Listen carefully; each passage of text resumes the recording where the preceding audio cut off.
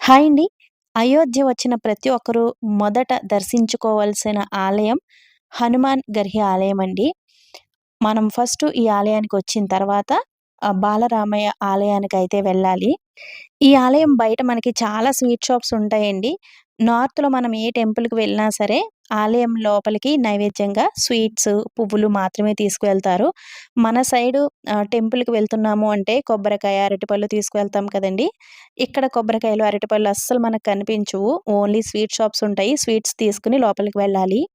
ఈ హనుమాన్ ఆలయం అతి పురాతనమైన ఆలయమండి. స్వయంగా ఆ శ్రీరామచంద్రుడే హనుమంతుడికి అంకితం చేసిన ప్రదేశం ఇది. నీ దర్శనం చేసుకున్న తర్వాతే ఎవరైనా సరే నా దర్శనానికి రావాలి అని ఆ రామచంద్రుల వారే చెప్పారంటండి.